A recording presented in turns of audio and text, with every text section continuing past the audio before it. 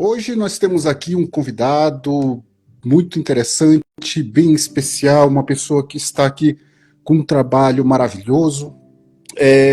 Nós vamos aqui durante todo esse podcast tentar aqui responder algumas perguntas, até mesmo que a sociedade faz diariamente.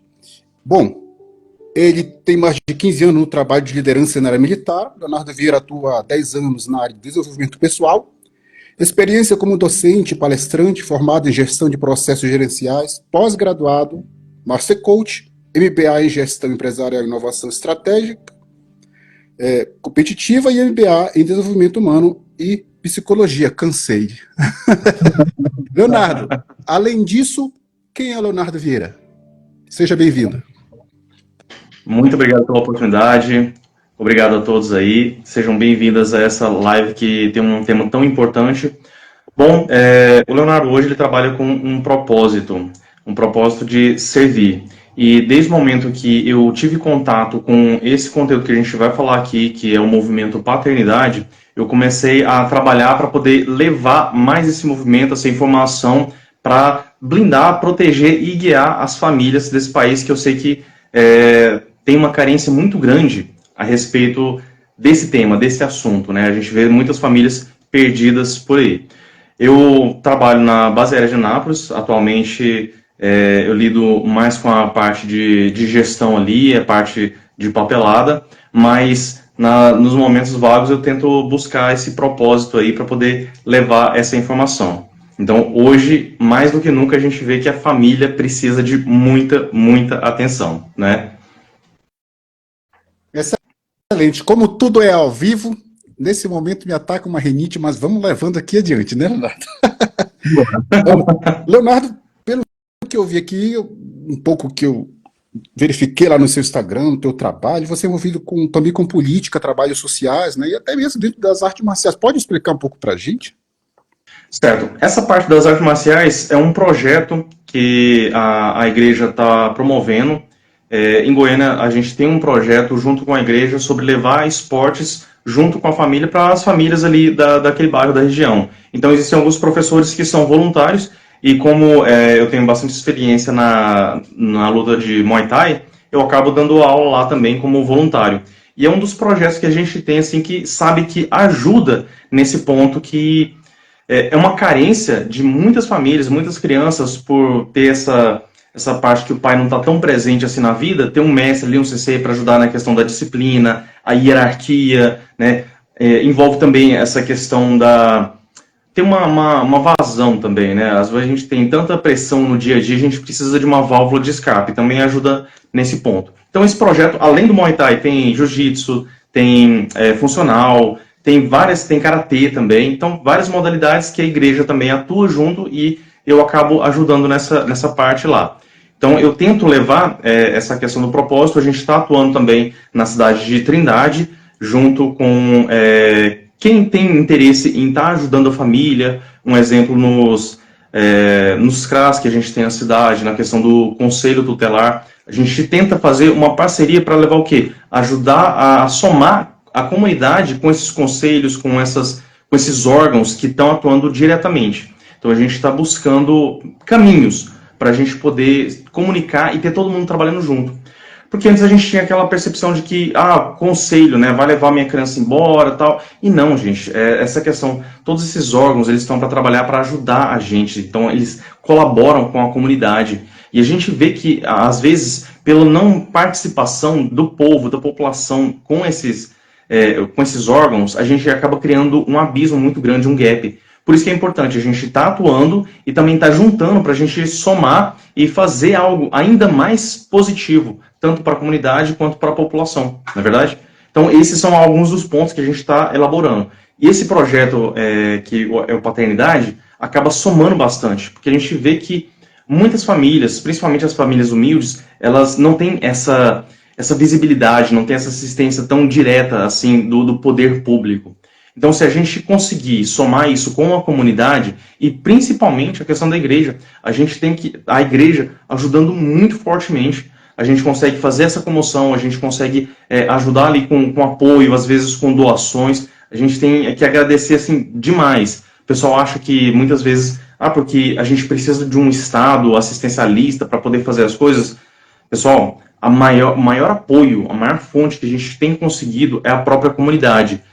Muitas vezes através da igreja. Né? O pastor ali, com os irmãos, a gente conversa, a gente divulga essas ações sociais, o pessoal ajuda. As pessoas, elas querem ajudar. Na grande maioria, as pessoas, elas querem contribuir, querem ajudar de alguma forma. Então, essa questão de que fala que se não tivesse o Estado, as pessoas iriam simplesmente abandonar as pessoas mais necessitadas, as pessoas que não são assistidas, isso aí é falácia. A gente consegue muito mais fazendo até parcerias. O órgão público, o poder público, junto com a comunidade. E é isso que a gente tem tentado trazer. Que bacana. Eu vou pedir para o pessoal que está aqui ao vivo conosco, compartilhe aí com seus amigos, com seus contatos, 5 pessoas que vocês acham relevante levar adiante este conteúdo, tá certo? E você que está no YouTube também compartilha, copia o link, manda para o seu amigo, porque aqui nós vamos trazer cada vez mais conteúdos como esse, tá? E até mesmo conteúdos que eu vou já começar desde agora, já a gente veio aqui para causar dentro desse assunto, porque precisa esclarecer realmente esse assunto sobre paternidade. Então, Leonardo, o que é masculinidade e o que é ser pai? São questões, assim, essenciais. A própria masculinidade, ela transcende o fato de ser homem, ser do sexo masculino. Porque existe esse mito, né, de que, não, a gente tem que acabar com a masculinidade, porque essa agressividade, ela é ruim, ela precisa ser desconstruída. É muito além disso. O pessoal comenta sobre aqueles polos, né, feminismo e machismo. Então a gente tem que eliminar essa questão dos extremos.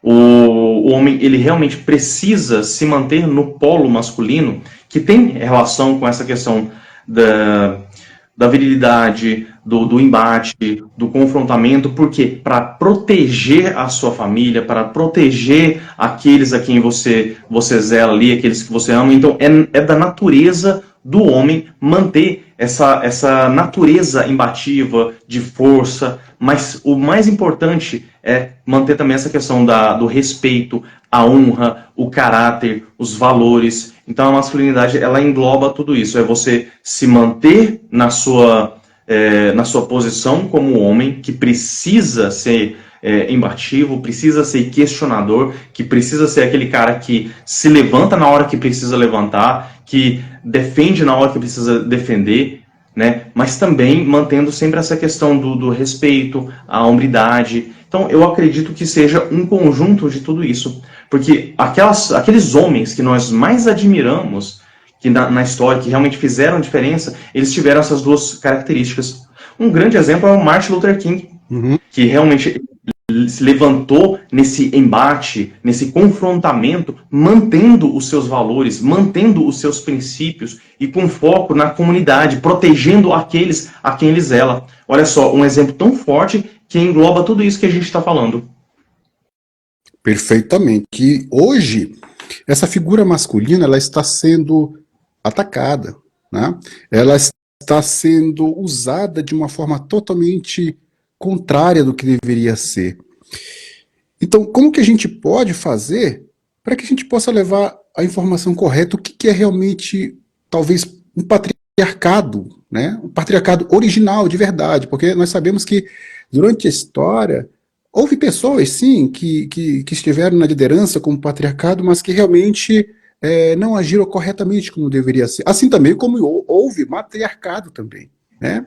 Então, gente, como que nós podemos levar adiante essa informação correta? Certo. Nessa questão do patriarcado, a gente tem que diferenciar o que é o significado comum, aquilo que a gente busca de governo e tudo. Um exemplo são os reinados, né? Porque o rei, ele era aquele símbolo, o governante máximo, e quando ele morria, a esposa ela não assumia como rainha, era o próximo herdeiro que ele ia pegar o trono e ia passar a se tornar o rei. Isso é um patriarcado, ou seja, um governo exclusivo de homens. E hoje a gente vê uma distorção do que seria isso. Já falam que a gente vive num patriarcado, mas mesmo tendo uma presidente que foi mulher, então não bate essas questões. Então o que é o novo significado? O que foi aglutinado nessa questão do patriarcado? ah não, como os homens têm privilégios, isso então significa que é um patriarcado. E a gente vê que essa falácia já caiu por terra.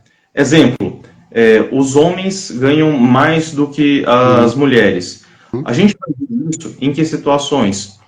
Em profissões diferentes. Então, os homens, eles estão em situações que muitas vezes requerem um risco.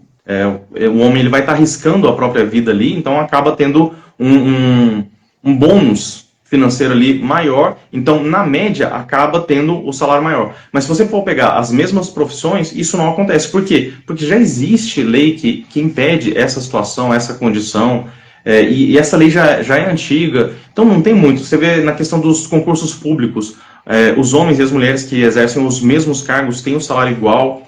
Então, a gente vê que não existe muito dessa questão de, o patriarcado domina. Tanto que hoje é uma desvantagem o ser homem.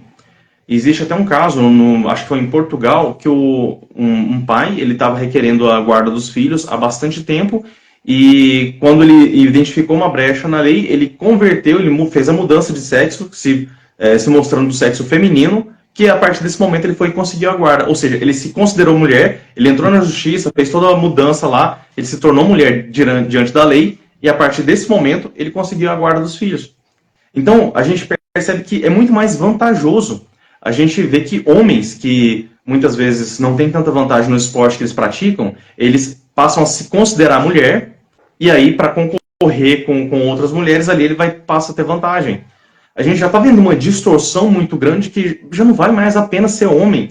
Eles encontraram essa brecha e estão jogando nessa, eu me considero mulher, pronto, então eu sou mulher, e passa a ter vantagem nesse ponto. Então a gente vê que não existe mais essa de ter vantagem por ser homem, o homem é muito fácil. Existe uma pesquisadora, uma jornalista nos Estados Unidos, que ela foi fazer uma pesquisa e ela passou a se vestir como homem, e ela tinha o porte, assim, ela era um pouco mais alta, cortou o cabelo curtinho e tal, então o pessoal olhava, não identificava como mulher, porque ela imitava os trejeitos e tudo, o pessoal via que só um homem um pouco mais afeminado e tal, mas e ela passou a entender e sentir na pele a dificuldade que ela passou a sofrer pelo fato de ser homem. Então a gente percebe que não existe essa falácia. Os homens eles têm muitas desvantagens, né? Então, esse ponto não é para colocar como, então mulher é melhor que homem, ou homem é melhor que mulher. A gente tem que colocar um ponto final nessa questão de briga, de quem é melhor, quem é pior. Existem situações, condições diferentes, e todas essas condições elas precisam ser respeitadas nas devidas situações, né? Então, tanto que no próprio livro aqui, quando a gente traz uma gradação das idades, existe uma importância em cada uma das condições. Por exemplo, a mãe ela tem uma influência muito maior com a criança de 0 até 6 anos. E aí o pai ele passa a assumir essa responsabilidade dos 7 até os 11 anos. E aí, eu vi um vídeo recente nas redes sociais que eu achei fantástico. O pai, ele vendo a esposa dele cuidando lá, cansada, dormindo ali com o filho, lá no quarto, ele chegou, viu aquilo ali, ele deu meia volta, foi ali na sala, viu que a cozinha precisava de limpar as vasilhas e tudo. Ele pegou e começou a fazer faxina, ele pegou, colocou o avental, fez a faxina, lavou as louças e tudo. Eu achei isso fantástico. Por quê? Porque isso aí representa o respeito, a dedicação, a entrega do pai. Ele, nesse momento, ele está sendo pai de fato, limpando a casa. Parece um contrassenso, mas olha só que importante. Ele percebe a importância da esposa dele, da mãe, estar passando um tempo ali de qualidade com o filho. Vendo essa importância, ele foi fazer o papel dele ali. Não, então deixa eu assumir daqui pra frente. Vou deixar ela ter o espaço dela ali, esse tempo que é tão importante, e eu vou fazer aqui as tarefas. Isso foi fantástico. Então isso é importante. Isso mostra respeito, mostra empatia, mostra responsabilidade. Tudo isso que a gente tem pregado aqui, que a gente tem falado. Então a gente vê na família, não essa... a gente tem que acabar com essa briga desses polos. Hoje a gente está vendo uma polarização tão grande assim, os homens estão quase, as mulheres estão contra os homens estão evitando se relacionar. e tá tendo um movimento aí, que eles chamam de MGTOW, são homens que voluntariamente optaram por não se relacionar com mulheres. O movimento Parece, Red Pill. é um pouquinho diferente, mas tem relação. Tem relação. MGTOW seria Men Going to Your Own Way. Uhum. Os homens que seguem o seu próprio caminho. Evitando o quê? Por conta de todas essas... a própria legislação, que parece que tem uma nova lei aí que se em bares, restaurantes, a mulher se sentir constrangida por uma fala de um homem, ela pode denunciar e tudo. Então, assim, o homem, se ele olhar de uma forma assim, que a mulher vai interpretar que esse cara pode estar querendo me cantar aqui, então ela já pode denunciar. E aí o que acontece? Não, deixa eu ficar no meu canto, vou evitar, quero evitar problemas, eu quero evitar problema com a lei que já está ficando assim. E está ficando muito extremado. Muito extremado. Saiu uma atualização. Né? O homem já se retrai e quando ele se retrai, nessa lacuna já é preenchida com outra situação de que eu não quero mais casar, como é o caso na Coreia do Sul, o índice de jovens que não querem casar é muito grande. Ou seja, a questão família lá está muito séria, porque os avós já estão indo embora e não tem mais descendência. Então, o caso da Coreia está muito sério. Aproveitar esse momento aqui para pedir para o pessoal aí compartilhando, né? E deixando aí o seu like, quem está no YouTube também, podem fazer suas perguntas, pode deixar suas perguntas aqui no comentário que a gente vai, ao decorrer do tempo, fazendo aqui para o Leonardo. Leonardo, tem uma pergunta aqui também que eu queria fazer. A ausência do pai na família, né? Aquele pai que não esteve presente fisicamente, né? E não esteve presentemente. Tem essa situação. Essa mãe, certo, ela assume o papel de pai e mãe, como dizem, a PAN, né? Pai e mãe. Como que fica essa situação? Existe, no caso, só recapitulando, no caso em que o pai abandonou o lar. Ele não está mais presente dentro de casa, é isso? Isso, em todos os sentidos. Está acontecendo bastante. Existem duas situações principais que a gente encara. Aquele pai que realmente abandona, ele rompe completamente o contato, às vezes some, e não tem mais a presença desse indivíduo, dessa pessoa mais ali na vida dessa família. Isso aí gera um gap. E um outro caso seria daquele pai que ele se separa, mas ele ainda permanece ali mantendo algum contato, quer ver o filho aos finais de semana. O problema é que em ambos eles causam feridas emocionais. Todos os dois casos ele tem os problemas. É claro que o pai que some, simplesmente desaparece, ele é pior, ele é mais danoso, com certeza. Mas tem o pai que ele pega ali o final de semana para sair com o filho, se divertir, dar presente, vai no shopping, tudo. Chega no domingo, amanhã lá some novamente. E aí ele se sente bem por ser pai que cumpriu o seu dever, tá todo feliz e tal. O único problema dessa situação é que ele foi simplesmente o amigo que pagou o relé, que pagou o passeio. Uhum. E aí, ele não foi pai de fato, ele não estava presente ali na vida, ele não está interessado para participar ali, não quer ver o que está acontecendo no dia a dia do filho, não está ensinando valores, então ele está só se divertindo, brincando, só pegando a parte boa ali. E é necessário a parte em que o pai vai ensinar respeito à autoridade, a lidar com o não. Então, muitas vezes, existe esse ponto assim, que alguns pais eles têm dificuldade de impor limites, de falar que não é não, de mostrar para o filho que ele precisa lidar com isso e não vai ser sempre que ele vai ter tudo aquilo que ele quer. Quando o pai ele não ensina isso, o filho vai aprender das piores formas possíveis na vida. E isso é um problema.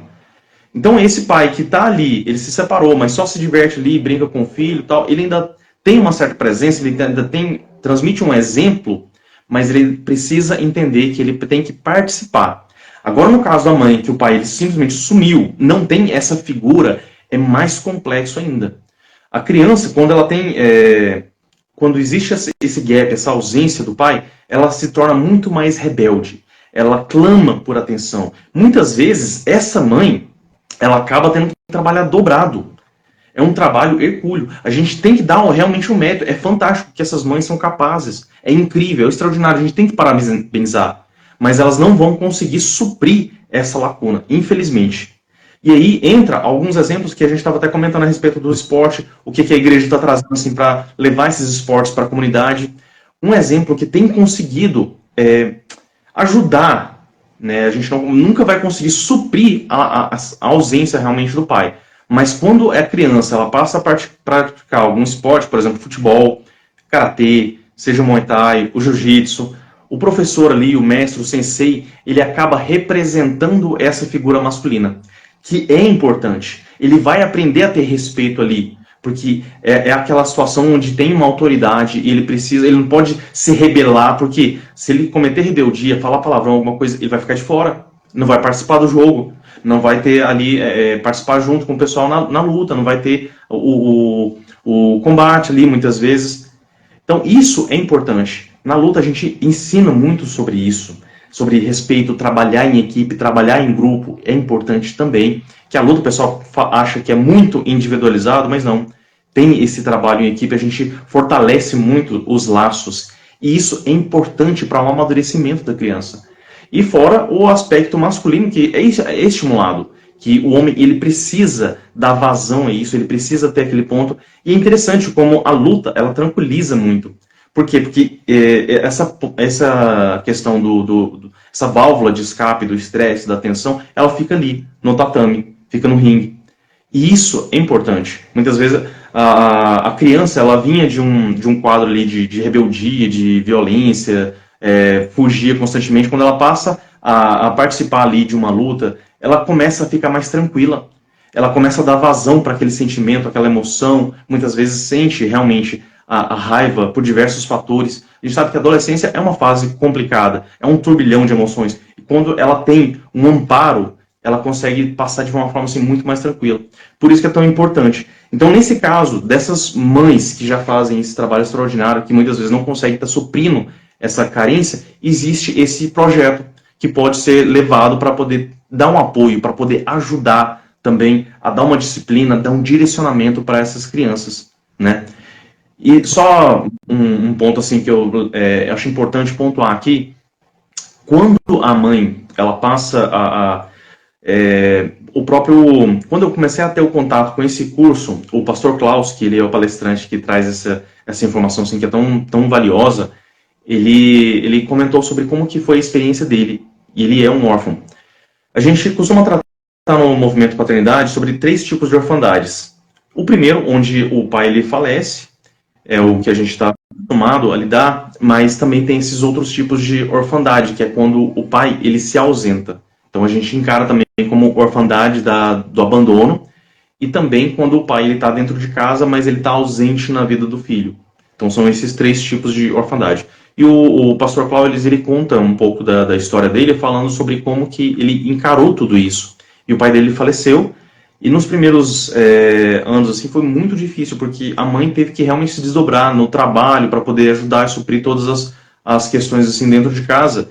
E ele fala de uma forma que me tocou muito, porque nesse momento ele fala que ele se tornou órfão de pai e mãe.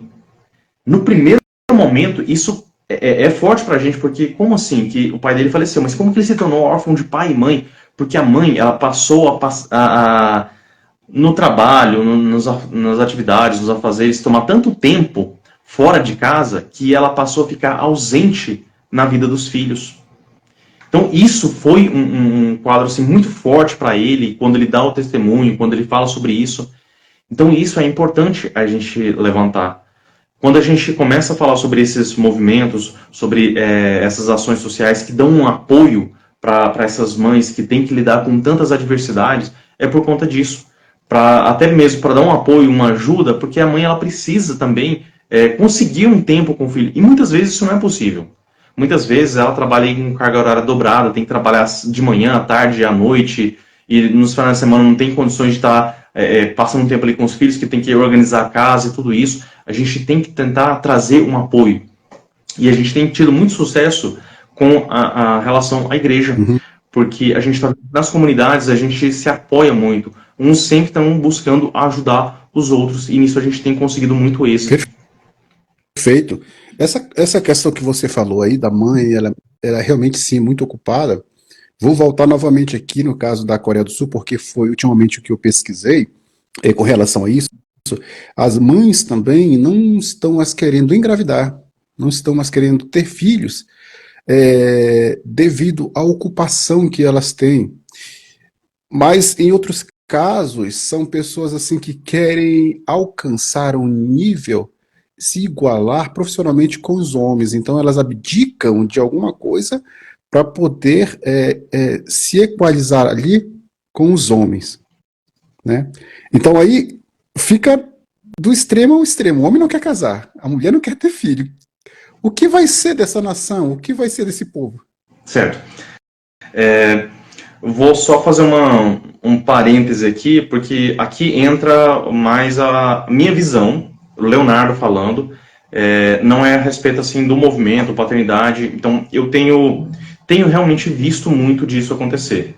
As mulheres, elas estão conheço mulheres extremamente competentes, sabe? É impressionante. Eu gosto muito de estudar.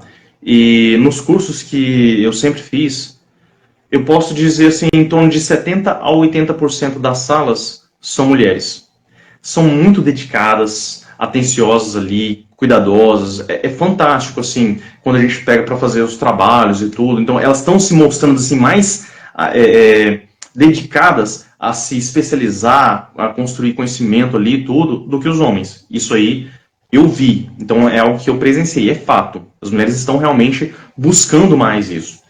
Então elas, quando se dedicam ali, alcançam realmente patamares. Não tem esse negócio de, porque homem é muito valorizado e tal. Olha, como se eu fosse um CEO, se fosse dono de uma empresa, aí tem um homem que é meia boca, tem um currículo mais ou menos, e uma mulher extremamente competente ali, que já se provou e tal. Quem você vai contratar? Eu contrataria, sem a menor dúvida, a mulher, porque pela sua competência, por tudo. Eu iria olhar o quê? Currículo.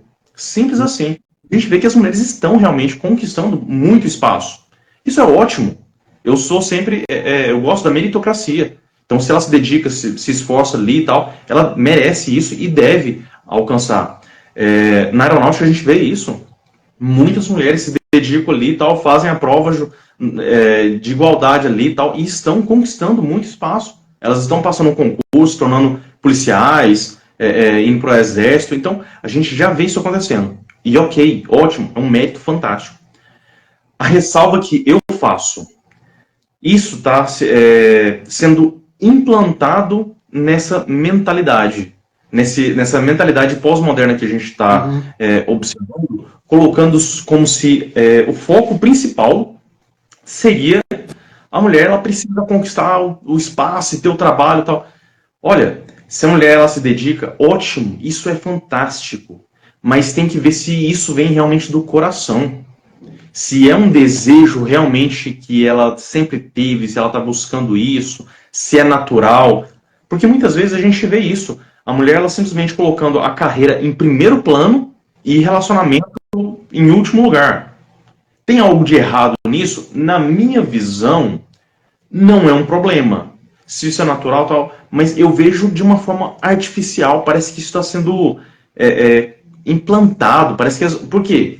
Eu falo isso não é porque eu acredito, porque eu quero que as mulheres se foquem mais no relacionamento e menos na carreira. Não é isso. A gente vê alguns casos. Eu vi um caso recente da Ellen Gazzaroli no podcast do Celso Portiolli falando que ela já está com mais de 40, não sei se está chegando próximo a 50, ela falou lá, comentou, ela chegou a comentar, mas ela já está numa idade avançada, ela se dedicou muito à carreira dela, cresceu, teve alguns relacionamentos aí no caminho, mas não focou nisso, ela focou mais na carreira.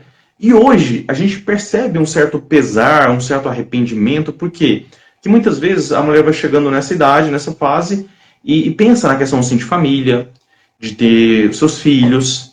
E imagina uma situação dessa. Eu não estou falando isso porque as mulheres têm que fazer isso ou têm que fazer aquilo, não. É da consciência de cada um.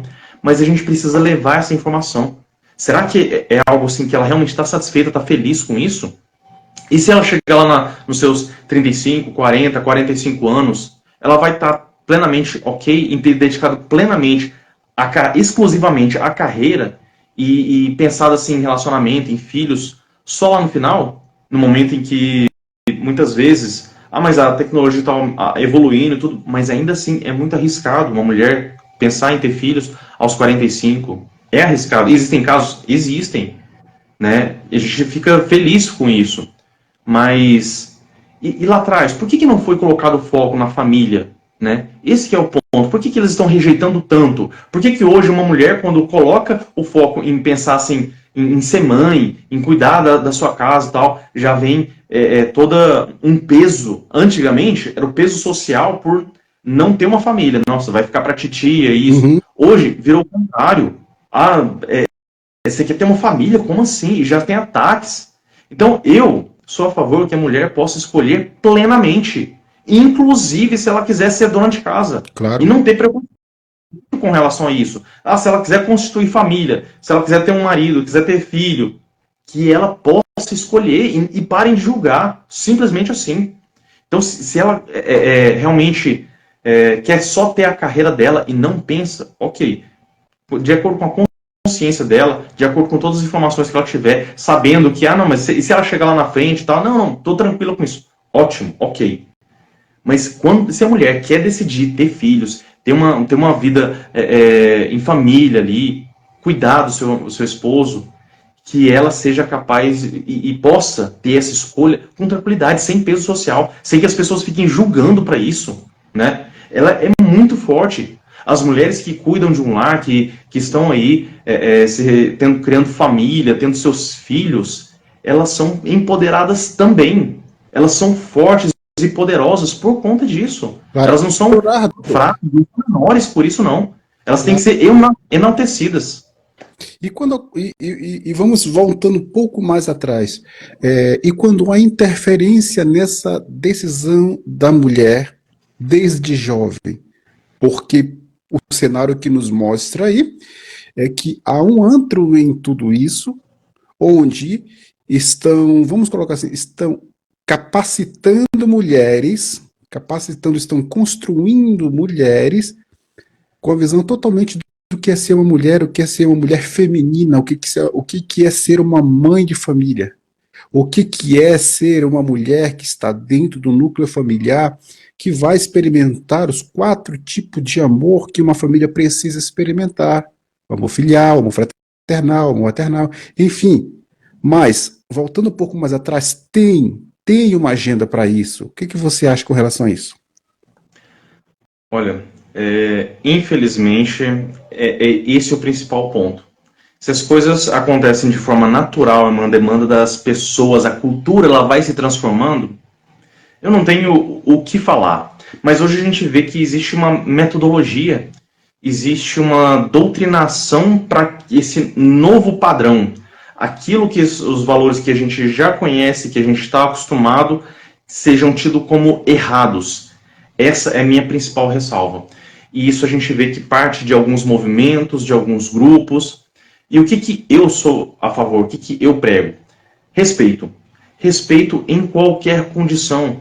Se a pessoa ela é pró-família, se eu quero falar da minha religiosidade, da minha fé, que todos respeitem isso.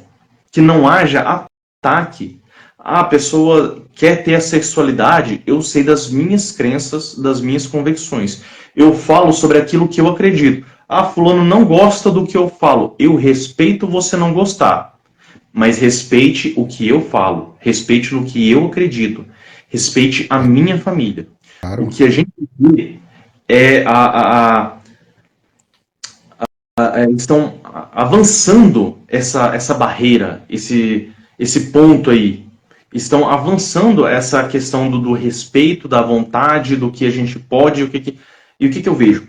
O novo plano, o PNE, Plano Nacional da Educação, eu tive estudando o documento e tem alguns pontos muito complicados.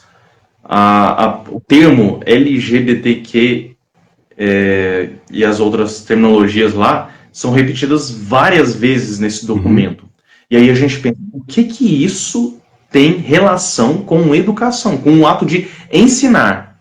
Então, eu vou colocar o meu filho numa escola, eu quero que ele aprenda ali as habilidades, tenha o conhecimento para poder crescer, fazer um vestibular. O que essa questão de ideologia, questão de sexualidade, o que isso tem a ver?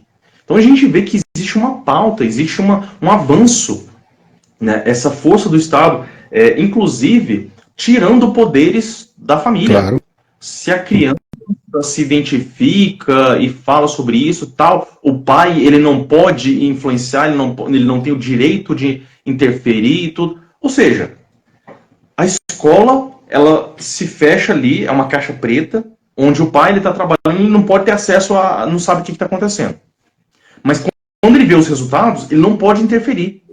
Então, eu tenho muitas ressalvas sobre o Estado invadindo as prerrogativas que não são do Estado. Tanto que eu tenho questão própria do homeschooling. Eles querem criminalizar o homeschooling. A gente vê que eles querem tirar poder dos pais e colocar plenamente na mão do Estado. E aí, tem muita gente com visões políticas semelhantes à minha, que falam que basta que tenha uma pessoa certa lá, responsável, com valores na frente, está tudo certo, o Estado pode ter poder mesmo. E eu digo que não, porque existe muito essa alternância de poder. Então, quanto menos poder o Estado tiver, a gente está mais seguro. Porque da mesma forma, você vai colocando muito poder na mão do Estado, e aí entrou um governo que é com os valores completamente opostos àqueles que você tem. Ele vai utilizar esse poder. Então, minha visão é que o pai, ele tem que ter as suas prerrogativas. Ele tem que ter... o pai, ele não tem direito em cima do filho. Ele tem direitos e deveres para com o filho. Então, ele tem uma responsabilidade, ele é o tutor. Então, ele tem a capacidade ali para poder estar orientando, para poder direcionar. Agora, quem é o Estado para poder fazer isso? A gente não sabe. Tem um burocrata lá em Brasília que vai definir o que vai ser estudado em Manaus, o que vai ser estudado no Rio de Janeiro, o que vai ser estudado lá no Sul. Então a gente vê que o que uma pessoa lá que não conhece essas realidades vai estar definindo e homogeneizando. Muitas vezes o que é necessário aprender lá no Rio Grande do Sul é diferente do que o cara que está em São Paulo vai aprender, do que o cara que está na Amazônia vai aprender. Então são habilidades, são competências diferentes, são conhecimentos diferentes. Eu acho que cada região precisa ter um direcionamento a respeito daquela situação, daquela condição. Quando a gente unifica muito, a gente acaba quebrando isso, a gente acaba dificultando. Porque qualquer tipo de centralização, ela atrapalha. Qualquer tipo. Imagina numa empresa onde um CEO ele quer microgerenciar todos os seus funcionários. A empresa para, porque ele não vai conseguir ver o que todo mundo está fazendo, acompanhar tudo. Da mesma forma, não tem condições de centralizar tudo num burocrata lá em Brasília, toda a realidade de um país que tem dimensões continentais. Então, ser revisto. Tinha que acontecer uma descentralização. E além disso, deveria migrar, facilitar a questão do homeschooling, que eu acho que é muito importante. Em vários países de primeiro mundo, países desenvolvidos, já tem isso há muito tempo e funciona muito bem. Aqui é necessário que haja isso. Aqueles que são contrários, eles querem o quê? Mais poder na mão do Estado. Não é uma justificativa, não é porque não funciona, não é porque... Não tem nada a ver com isso, porque a gente já tem exemplos disso em outros lugares que funcionam e dá certo. E é muito bom. Agora, aqui basta desenvolver a tecnologia, as práticas, para que funcione e seja também em excelência. Agora, eles querem impedir totalmente. Teve um caso de uma aluna que ela estudou em casa, passou numa faculdade federal, mas foi impedida de cursar. Por quê? Porque não tinha o diploma de conclusão. Ou seja, uma aluna que é mais competente do que uma centena, talvez milhares de alunos que concluíram o ensino formal, o ensino normal, ela foi impedida de cursar simplesmente porque não tem aquele diploma que todo mundo fala, não precisa. Então a gente vê a distorção que acontece. Sim. Então, o que é a minha visão? É levar mais poder, mais autonomia para as famílias, para o pai, para a mãe poder decidir, definir ali qual vai ser o currículo, o ensino, o formato ali para o seu filho. Até mesmo para ter mais transparência, ter mais tranquilidade. Vai ser um formato híbrido, presencial e em casa. Ótimo. Então a gente pode desenvolver. Agora, a gente tem que abrir as oportunidades. Muitas pessoas têm a visão de que a criança não é dos pais. Teve uma notícia que eu vi de uma conselheira tutelar, eu não vou lembrar agora em qual cidade, que estava falando que as crianças não são propriedade dos pais. Aí a gente pensa, uma criança não é propriedade. Ok, não é uma propriedade, não é uma coisa, né? Uhum. A gente cuida de um filho, é família, faz parte, né? Então não é uma propriedade. Até aí, ok.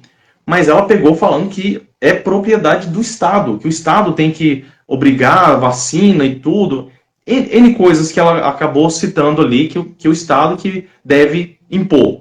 E não é assim a minha visão. Criança não é propriedade do Estado.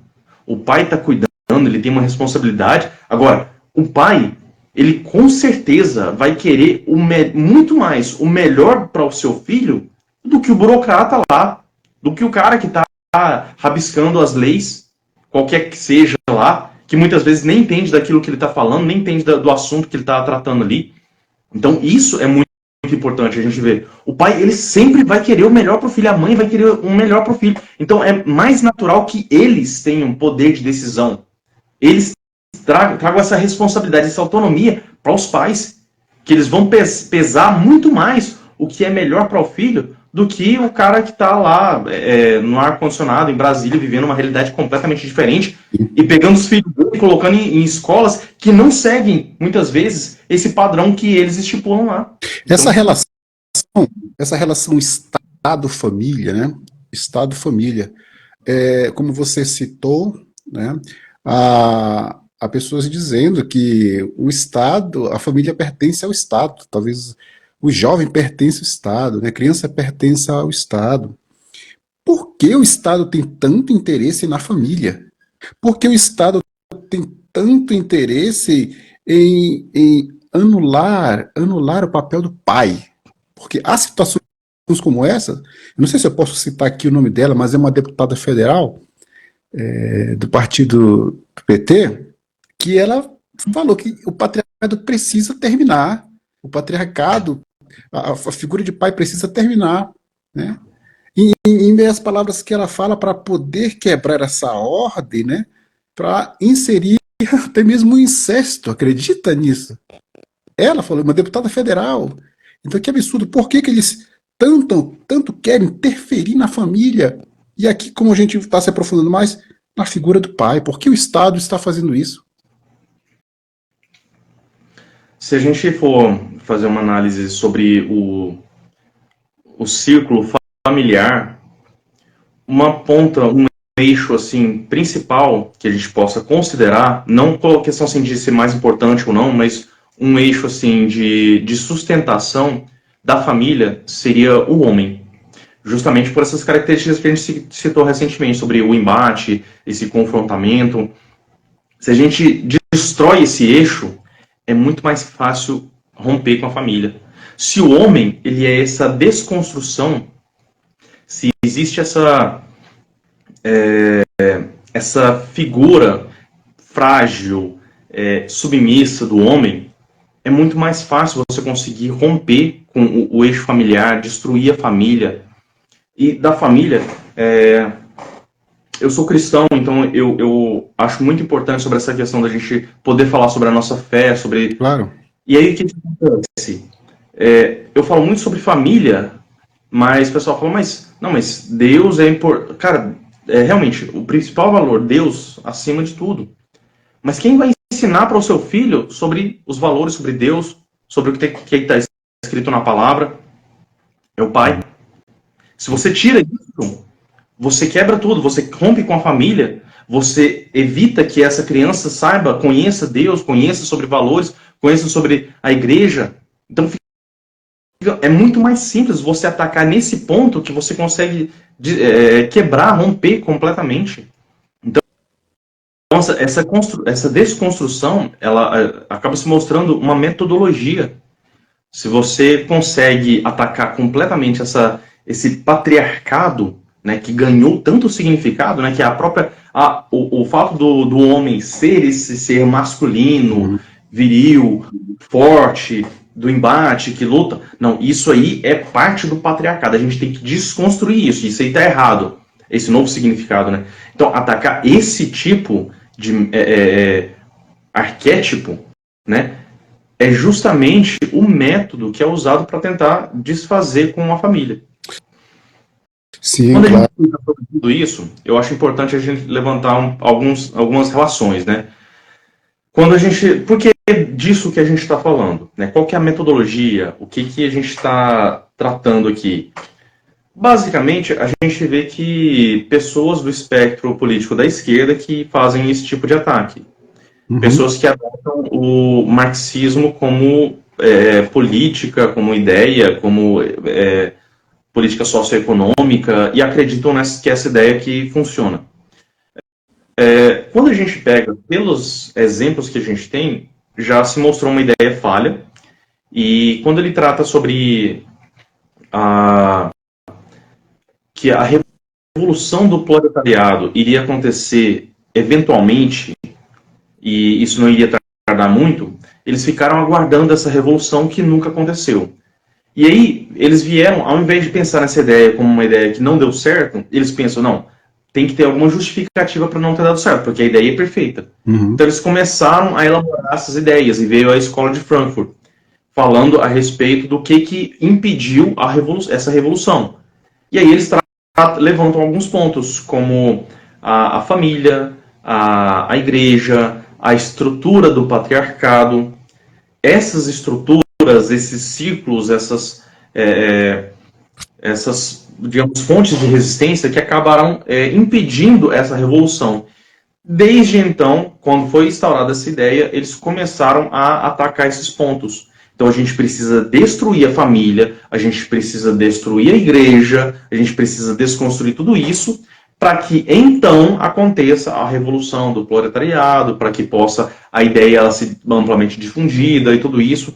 Então seria aquele último bastião de resistência contra essas ideias. Então a gente vê que são ideias que já foram refutadas, mas que algumas pessoas utilizam.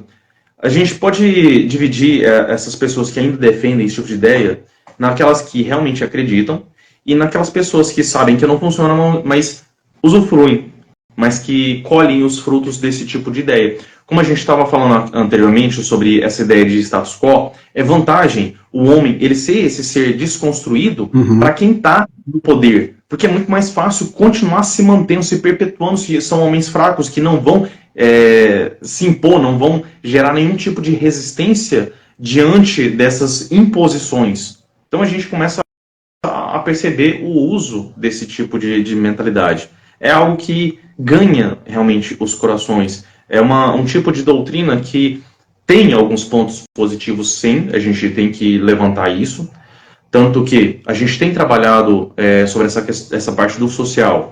Eu sou a favor dessa ideia de a gente poder ajudar sempre ao Uhum. próximo. O problema é que o Estado ele quer o monopólio dessa ajuda. O Estado não, as pessoas que estão controlando, as pessoas que estão em situações, em condições, em cargos de poder, querem se usufruir disso, querem um monopólio dessa ajuda, dessa parte social, para que eles tenham a justificativa desse tipo de política. Então eles falam que eles ajudam os pobres, eles ajudam os mais necessitados, quando a gente vê que as entidades que mais fazem caridade, que mais ajudam as pessoas em situação de miséria, em situação de necessidade, em situação de fome, são as Igreja, igrejas. São, claro. são as entidades que mais fazem. Não, mas existem ONGs, existem, sim, também ajudam. Mas a gente vê que esses núcleos, as pessoas fazem muito mais. São os cristãos, Muito mais na verdade, que forte. também, e Oi? são os cristãos também, que para eles isso é um empecilho. Cristão, família, o pai, isso daí é um estorvo para uma agenda, para essa agenda, né, desse pessoal da esquerda. Então, eles querem destruir isso, principalmente os cristãos que não têm assim, uma hierarquia piramidal, é aquele cristão que mesmo que não tenha uma hierarquia piramidal, ele vai lutar pela família, vai lutar pela fé dele. Nós vemos aí agora, né, tem a Agenda 2030, né, tem igualdade de gênero, a Agenda 2030 não fala a respeito da liberdade religiosa, isso é muito sério. Então isso daqui é um tema para a gente mais para adiante debater sobre esse tema. Mas, Leonardo, e se essa figura do pai, vamos colocar aqui, se essa figura do pai, como ele deve ser, né, antropologicamente falando, se desaparece, o que poderia acontecer? Bom, eu vou aproveitar essa oportunidade para a gente poder falar sobre a escala de progressão das idades. Eu comentei rapidamente que de 0 a 6 anos, quem mais influencia a criança é a mãe. Ela vai estar principalmente ensinando sobre as habilidades emocionais. Afeto, empatia, vai se colocar ali sobre carinho. Tudo isso é importante, a criança vai estar se desenvolvendo nessa parte. Então, esse contato humanizado, a criança aprende muito com a mãe nessa fase. Quando entra de 7 até os 11, 12 anos ali mais ou menos, entra a fase de pai, onde o pai ele vai demonstrar sobre respeito à autoridade, sobre disciplina, sobre como cuidar de si mesmo, né? Então vai ter muito desses aspectos. A partir dos 12 e 13 anos, entra a fase dos amigos. E no treinamento que a gente fala aqui, do Paternidade, o livro aqui, O Mundo Precisa de um Pai, ele trata muito sobre isso. Muitas vezes, os pais eles têm dificuldade de lidar nessa fase, porque eles querem proteger o filho do mundo. Muitas vezes ele está se relacionando com crianças que são encrenqueiras, são mau elemento, são má influências, e proíbem esse contato. E isso está errado, muitas vezes eles têm essa dificuldade. Não, meu filho não quer que você ande com fulaninho porque ele é má influência. E aí, muitas vezes, ele acaba gerando ali uma rebeldia nesse filho, porque muitas vezes ele não vai respeitar, não vai obedecer essa ordem, porque ele não vê propósito, sentido nisso. Então, aqui no treinamento, a gente ensina a trazer esses amigos para perto, para próximo aqui do pai, para que ele possa não só participar da vida do filho ali, mas também orientar. E muitas vezes essas crianças que dão problema, que são, digamos, essas má influências, são órfãos. Às vezes ele não tem o pai presente, às vezes o pai dele está em casa, mas ele não dá atenção, não dá carinho, não dá afeto ali para esse filho, e aí ele acaba se tornando ausente. E aí a gente fala sobre isso também. E aí, nos 18 anos, retorna a responsabilidade do pai. É uma fase de transição entre os 18 e os 20, 21 anos. O pai ele tem a responsabilidade de transitar esse jovem para a fase adulta. Ele vai apresentar esse adulto formado, pleno para o mundo. Então, é importante, existem algumas comunidades que fazem até rito de passagem ali, quando ele vai ascender à fase adulta. Isso é importante. Então, esse é um processo importante, onde a criança, ele não só é educado, ele não só é ensinado, mas ele é treinado. Claro. É treinado para a vida, para o futuro dele. E a gente até faz essa reflexão, né? Quantos de nós fomos realmente treinados para a vida, treinado para ser pai, treinado para ser mãe? A gente enfrenta uma dificuldade, um gap muito grande nisso. E aí a gente vai fazer uma mudança agora. A gente pega hoje o que a gente vive, qual que é a nossa realidade. A gente vê vários problemas. Não, vamos pegar só um trecho aqui, só um pedaço da realidade vivida nessas situações, que é a adolescência. A gente vê gravidez na adolescência, a gente vê uso de drogas, de álcool, a gente vê violência, né? Tantos jovens aí se encaminhando para a violência, para a criminalidade, depressão, ansiedade, em alguns casos até a questão do suicídio. Uhum. A maioria desses casos, quando a gente vai averiguar, quando a gente vai investigar ali o que está acontecendo, está relacionado com a ausência paterna. Isso a gente pegando só esse trecho da adolescência. Só que muitas vezes as feridas emocionais que a gente adquire pela ausência paterna, pela orfandade, como a gente propõe aqui, elas se perpetuam. Elas vão influenciar na vida desse jovem, inclusive na fase adulta. Muitas vezes é difícil, dependendo da profundidade dessas feridas, a gente conseguir se tornar realmente pleno, porque ela acaba influenciando em todas as decisões, em todos os aspectos. Um dos pontos que eu acho importante até levantar, que algumas pessoas me perguntam, né, porque se meus pais ainda são vivos, qual é o meu interesse, por que eu sou tão fervoroso, por que eu me identifico tanto com essa pauta e quero levar mais? Porque eu descobri, através desse treinamento, através de toda essa realidade, que eu sou órfão. Só Hum, naquele tipo de orfandade que a gente comentou, o terceiro tipo. Quando a gente tem um pai dentro de casa, mas ele é ausente na vida do filho. Muitas vezes, e isso não é uma questão assim de colocar como o pai, ele é maldoso, ou ele é cruel, ou ele é ruim, ou ele é mal por conta disso. Muitas vezes, o pai, ele se esforça para fazer o melhor para o filho, independente do que. E a gente vê essa realidade. Muitas vezes, ele se mata de trabalhar para poder trazer o sustento para casa. E isso acontece muito. O problema é que ele se esqueceu só desse detalhe, de dar realmente o pão de cada dia ali, um teto sobre a cabeça dessa criança ali, roupas, tudo, condições de se manter ali, até juntando dinheiro para poder ter ali a faculdade, tudo. Mas se esqueceu de dar carinho, afeto, uhum. atenção, amor, de estar presente realmente. E aí, existem vários níveis, vários graus, onde a gente consegue perceber isso, né? Muitos pais, eles ficam completamente ausentes ali na vida do filho, em momentos muito importantes, momentos cruciais. E isso, esse filho, quando ele começa a passar por isso, vai adquirindo essas feridas, e quando a gente chega lá na frente, na fase adulta, inclusive, a gente não percebe isso. Por quê? Porque a gente não sente falta daquilo que a gente nunca teve. Uhum. Parece algo inócuo, parece algo que não faz diferença. Mas muitas vezes a gente acaba percebendo isso quando começa a tatear essas feridas. Quando a gente começa a ter contato aqui com o curso, quando a gente começa a perceber isso, foi quando eu me enxerguei nessa condição. Quando a gente começa a fazer reflexão, quando a gente começa a buscar isso, eu comecei, poxa, olha só, como que isso se processa na minha vida, o que aconteceu comigo. E cada um vai. Quer dizer que se você teve essa ausência paterna, quer dizer que se você não teve um pai presente, você vai ter problemas com a justiça, você vai ter. Você vai se tornar um delinquente, você vai se tornar um criminoso, você vai. Não é Caráter, assim. Oi? o mau caráter, no caso, né? E tal. Muitas vezes, quando você tem essa realidade de um pai ali que não está presente, você tenta ir para o extremo oposto. Em alguns casos acontece muito isso.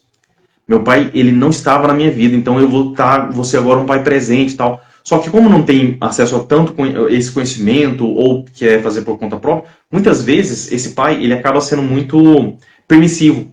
Então se meu pai ele foi muito rígido, eu vou ser agora permissivo com meu filho. E acaba não sabendo lidar com isso, não sabe dizer não sabe impor limites, dá presentes demais. Muitas vezes começa até a replicar os mesmos erros que o pai havia cometido, né? Que a gente só pode dar aquilo que a gente tem. Então, se eu tive um pai dessa forma, eu vou tentar ali, eu quero fazer o meu melhor para o meu filho, com certeza. Mas eu não tive uma família plena, uma família completa, totalmente funcional. Então, como que eu vou ter um patamar para poder fazer? Muitas vezes por sair de uma família muito humilde, agora eu quero trabalhar muito para poder dar o do bom e do melhor para o meu filho. E aí, como eu não estou presente na vida do meu filho, eu vou tentar comprar o carinho, o afeto, o amor, presente, celular. Quando ele chega na maioridade, eu vou dar um carro. E aí a gente vê muitos problemas acontecerem também por conta disso. A gente vê que muitas vezes a gente se afasta muito desse polo por conta de problemas com o pai. Você pode se tornar um adulto pleno, realizado ali, com família e tudo, mas começar a replicar alguns erros por falta de parâmetro. Sim. Então, são algumas nuances, por isso que eu falo sobre a importância desse treinamento, desse curso, porque se eu sou um filho e não me percebo dessa forma, eu começo a participar, começo a ver o treinamento ali, eu vou entender melhor, eu vou encarar esses fantasmas, vou perceber essas feridas. Se eu sou pai e não aprendi a ser pai, não fui treinado para ser pai, a partir desse treinamento eu vou começar a perceber, vou curar minhas próprias feridas, em primeiro lugar, e a partir daí, poxa, o que eu posso fazer agora para mudar? Sim. Meu filho agora estava chegando nos 5, 6 anos, ainda bem que eu tive acesso a esse conhecimento, a gente vê depoimentos assim. Poxa, meu filho está com 7 anos, ainda bem que eu aprendi isso aqui e agora eu vou começar a entrar nessa fase já com o pé direito, fazendo certo. Verdade. Poxa, meu filho, 10 anos. Não, mas ainda há tempo, você ainda consegue melhorar a partir de agora, mas comece a partir de agora, não perca tempo. Então a gente não Leonardo, fala sobre isso. Oi. nós estamos chegando aqui na reta final, né, da nossa live podcast. O tempo passa rápido, como sempre, a gente já sabe. O Fábio, ele deixou aqui, eu acho que foi uma pergunta, né? E com as mães solteiras, crianças sem pai, homem, se torna um adulto incompleto, que forma uma sociedade incompleta, confusa, caótica. Qualquer semelhança com a sociedade atual é mera coincidência? Fantástica essa pergunta. Excelente mesmo, porque essa é a reflexão principal. Se eu fosse conseguir pegar essa pergunta aqui, eu conseguiria sintetizar todo o projeto. Porque a sociedade, quando a gente começa a ver os resultados da ausência, a gente fala justamente sobre isso aqui. Sobre essa questão das mães solteiras, essa questão dos adultos que são incapazes, incompetentes, são imaturos, né? Que a gente até mencionou, né? Os adolescentes de 40 anos. Então faltou o pai conseguir transmitir esses valores, conseguir passar essa parte que é tão importante dessa masculinidade, que a gente também citou, que é a respeito de você manter essa postura, esse polo masculino, mas também com honra, com respeito, com dedicação à sua esposa, ao seu filho, à sua família. Isso é a masculinidade. Né? Então, se faltou isso, ele não conseguiu transmitir, se houve essa ausência, vamos pegar um exemplo hipotético aqui, um casal de médicos, onde cada um tira 5 plantões na semana. Que momento que esses pais vão ter para poder se dedicar ao seu filho? Muitas vezes ele conhece muito mais a babá ali do que os próprios pais, né? Por não ter acesso, não ter contato ali, mas aí o pai ele sempre está querendo compensar, de forma às vezes intuitiva, percebe isso, o pai, a mãe. Deixa eu comprar aqui um presente, deixa eu comprar um brinquedo, o melhor presente, o melhor celular, vou comprar um iPhone, vou sempre dar bastante dinheiro, assim ele vai me amar, né? De forma intuitiva eles acabam tentando dessa forma, só que acabam também pecando, justamente por conta disso. Eles acabam sendo adultos incompletos, Sim. incapazes de lidar com a adversidade do dia a dia, né? Se às vezes o pai ele é empreendedor, ele tem uma empresa e tal, e quer dar o do bom e do melhor, aí o filho, quando ele assume a empresa, ele quebra. E a gente vê muitos exemplos disso.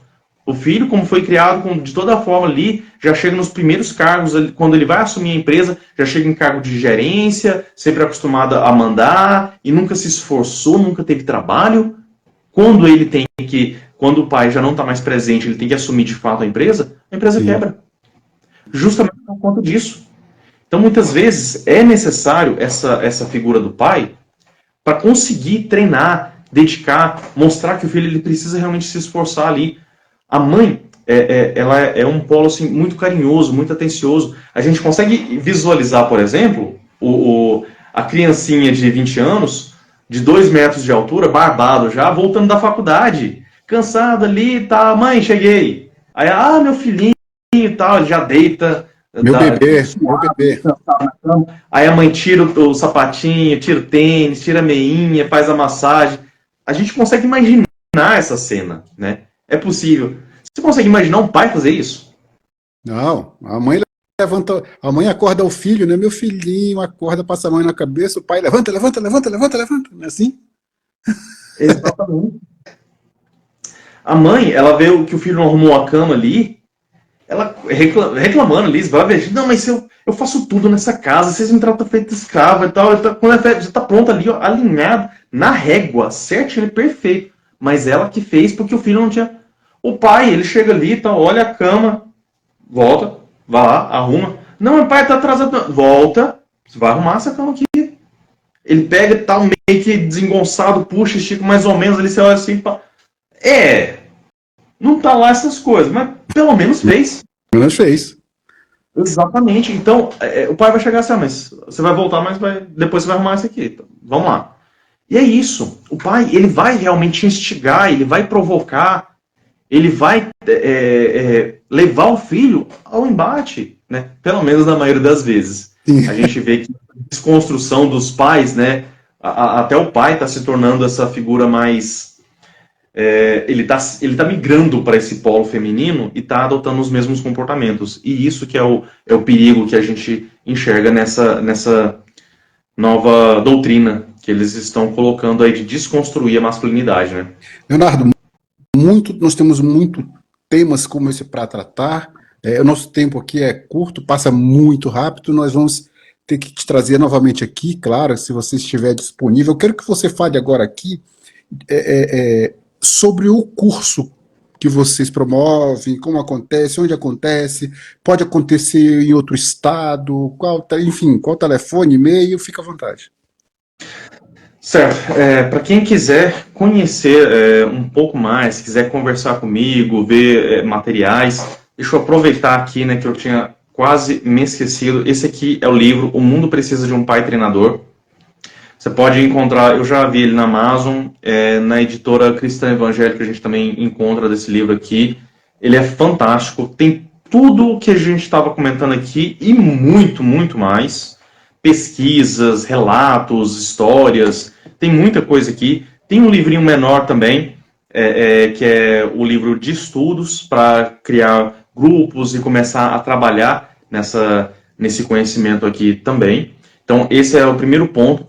Esse movimento, eu quero levar ele a maior quantidade de pessoas que eu puder levar, mas não é um movimento, não é um conhecimento meu, não criei esse projeto, é um projeto bem anterior, então eu quero ajudar as pessoas. Então, quem quiser levar para a sua cidade, eu sou de Trindade, em Goiás, então quem for da região aqui, quiser me chamar para poder fazer uma palestra, para poder falar alguma coisa, quem quiser me contatar para a gente poder fazer uma live, já fiz algumas palestras online, onde a gente tem também alguns slides, a gente tem informações, eu compartilho também os slides, quanto mais pessoas tiverem acesso, melhor. Então, quem quiser me procurar, Leonardo Vieira Pro, é o Instagram. Eu estou terminando também um site, leonardovieira.pro, para facilitar. E lá eu quero colocar alguns conteúdos, quero colocar alguns materiais. Ainda não está pronto, mas o domínio já está funcionando, está tudo certinho, mas eu ainda estou querendo colocar o conteúdo. E eu quero levar sobre esses pontos que a gente aborda aqui também, os tópicos, quem quiser conversar a respeito disso. Quem quiser seguir o Instagram, OMPP Brasil também, para quiser conhecer ele direto da fonte, que é o Pastor Klaus. Ele faz um trabalho fantástico. Praticamente o meu mentor, quem eu tenho conhecido e tenho a fonte, como dizem, né? Se eu fui capaz de enxergar mais longe, é porque eu me apoiei no ombro de gigantes. Ele é o gigante em que eu me apoio para conseguir enxergar mais longe e levar para mais pessoas. Então, quem quiser conversar, falar um pouquinho para a gente poder fazer uma live, fazer uma apresentação, se for possível também, eu vou presencialmente para poder falar um pouquinho sobre o projeto, no modelo assim de palestra, mas existem os treinamentos também. O Pastor Klaus, ele tem uma agenda em Trindade, provavelmente a gente está ainda fechando a questão da data, mas em abril a gente vai ter o treinamento lá em Trindade, mas no estado ele também passa fazendo cursos, ministrando seminários, tem um treinamento master que acontece principalmente em Anápolis, uma vez por ano, para quem quiser conhecer, pega assim um feriado mais no segundo semestre, e a gente tem todas essas informações. Gente, quem tiver interesse, quer achar, nossa, eu quero saber um pouquinho mais, basta entrar em contato. Eu estou aqui para disponibilizar todo o conteúdo, todas as informações, o que for possível. Quanto mais pessoas tiverem acesso a esse conteúdo, mais a gente vai conseguir desenvolver. Inclusive, o Fábio, boa noite, ele colocou aqui o @OMPP Brasil. É justamente esse aí, o Instagram do Pastor Klaus. Quem quiser conhecer um pouquinho mais, ele faz muitas palestras, ele está muito ativo. E a gente foca nisso como um propósito. É muito, muito importante que todos façam parte, todos ajudem de alguma forma. Compartilhe essa live. Essa live aqui ela vai ficar gravada? Vai ficar aqui no Instagram? A live vai ficar no Instagram e também ela vai ficar no YouTube. Então, quem puder compartilhar, compartilhe esse material, compartilhe essa live, compartilhe o link, se for possível. A única coisa necessária para o triunfo do mal é que as pessoas boas não façam nada. Exatamente. Então isso é muito importante. Se eu puder fazer 1%, faça 1%. Se eu puder só compartilhar, só compartilhe. Mas faça para ajudar a gente a construir essa realidade que a gente está buscando. Que tem um ditado também que eu acho que é muito importante, né? Que quem planta tâmaras não colhe tâmaras. Então a gente está plantando aqui essas sementes para um futuro que talvez a gente não vai enxergar, a gente não vai conhecer, mas a gente precisa fazer isso por nós, por nossa família, por nossos filhos e pelos seus filhos também. A gente está fazendo isso por um futuro. Quando a gente começar a fazer essa transformação, blindar a família, proteger a família, construir um futuro onde os filhos vão crescer com valores protegidos diante de toda essa realidade, a gente vai construir um futuro muito melhor. Claro. Sigam nossa página também, Family Peace Association. Sigam também no Instagram, nós estamos no Instagram, @Family Peace Association também, tá certo? Eu vou fazer uma pergunta aqui final, antes das considerações finais aqui do Leonardo. Leonardo, pergunta aqui final que eu gostaria de fazer. Claro, eu vi alguém fazer um podcast para você, mas eu vou reformular ela bem mais profunda. Leonardo, Certo. qual a importância de Deus dentro da família? A minha visão é que não existe família sem Deus. Os valores, tudo que a gente aprende, toda a nossa construção, ela depende da graça de Deus. Então a gente precisa colocar isso em primeiro lugar, é a minha visão. Então quando a gente coloca Deus nos nossos planos, a partir do momento que os nossos planos são os mesmos planos de Deus, a gente vai prosperar, a gente vai construir, então é fundamental. Então, se você está construindo a sua família, então eu acho essencial que você possa ensinar, que você possa dar o exemplo principalmente sobre o que você está fazendo, sobre os seus valores, sobre Deus, sobre sua fé. Então isso vai proteger, vai blindar, vai defender diante de toda essa realidade que a gente está enxergando. A minha visão é que essa luta que a gente está travando é uma batalha espiritual. Então tudo que a gente está fazendo aqui, a gente precisa da proteção de Deus para a gente conseguir ter sucesso, para a gente conseguir ter êxito. Senão a gente não conseguiria chegar a lugar nenhum. Então a minha visão aqui é o eixo principal, é o que vai levar a família, o que vai proteger, é o que vai construir, é o que vai edificar. Então é essencial. Eu acho que não existe a família sem Deus. Perfeitamente. Muito obrigado a todos que estiveram aqui online com a gente até esse momento. Agora eu vou deixar aqui as considerações finais do Leonardo. Bom, primeiramente, agradecer a oportunidade. Eu sempre fico muito feliz em poder falar sobre esse projeto. Então, eu navego em algumas áreas, né? Então, a gente, quando começa a falar um pouquinho sobre algumas perguntas, alguns temas, eu acabo viajando um pouquinho, acabo destrinchando bastante aquele assunto, porque é algo assim que é muito forte e me é muito caro, que mexe com meus valores, que mexe muito com isso. E como você comentou sobre esse ataque que a família está sofrendo, que nossos valores, que o cristianismo está sofrendo, que a igreja está sofrendo, então a gente precisa realmente levantar os guerreiros que vão lutar a boa luta, o bom combate, para a gente conseguir se manter. A gente está vivendo momentos assim bastante complexos e a gente precisa ter os nossos valores muito claros para nos direcionar, para nos nortear diante de toda essa escuridão que está rondando.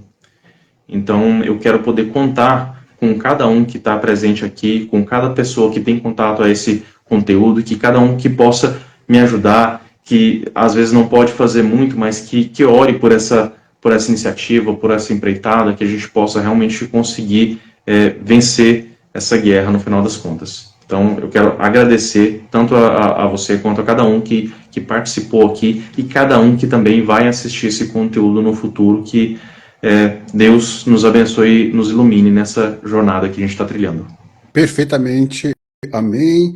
E que todos possam ter acesso a esse conteúdo, compartilhe, se inscrevam no nosso canal, sigam o nosso perfil aqui no Instagram para que a gente possa trazer mais conteúdos como esse. Agora, formalmente, muito obrigado pela tua presença, né? Nós vamos continuar nos conversando nos bastidores, tá certo? E estamos juntos nessa batalha, como você falou, que não é somente uma batalha física, mas é uma batalha espiritual muito severa, uma batalha que está sendo coordenada, uma batalha que não está sendo feita de qualquer forma para destruir e atacar a família desde a sua base. Okay? Leonardo, muito obrigado a todos vocês que compareceram hoje em nossa live. Até uma próxima, se Deus quiser. Obrigado. Até a próxima.